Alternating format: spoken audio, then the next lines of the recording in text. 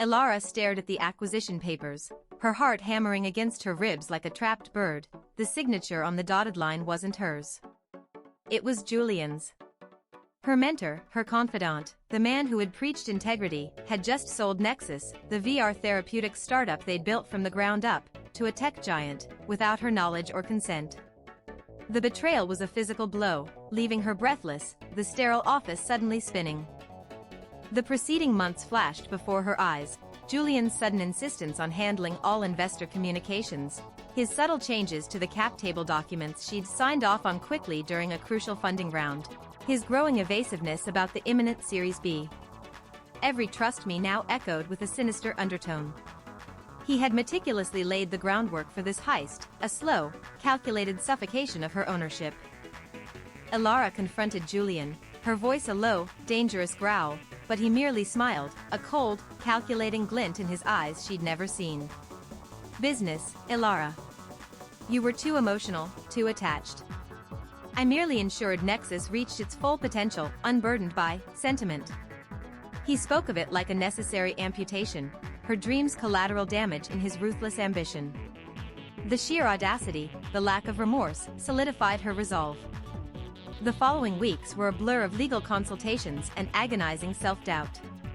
The paperwork was airtight, Julian's treachery masked by layers of corporate jargon and carefully worded clauses.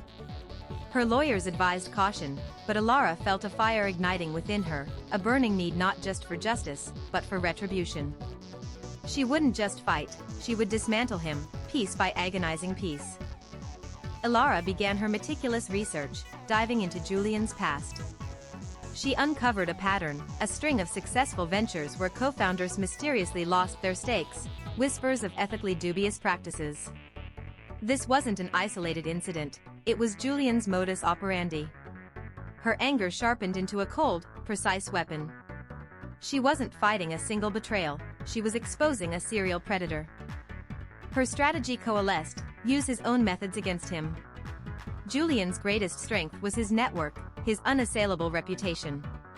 Elara started by subtly planting seeds of doubt within that network, leveraging her own contacts, anonymously sharing snippets of her story, always framed as a cautionary tale about trust. The whispers began, quiet at first, then growing louder. The key lay in his next major project, an ambitious AI venture poised for a massive IPO. Elara knew Julian was desperate for this to succeed, to cement his visionary status. She found a critical, deeply unethical vulnerability in the AI's core algorithm, a flaw Julian had deliberately overlooked to rush development and cut costs, hidden beneath layers of proprietary code.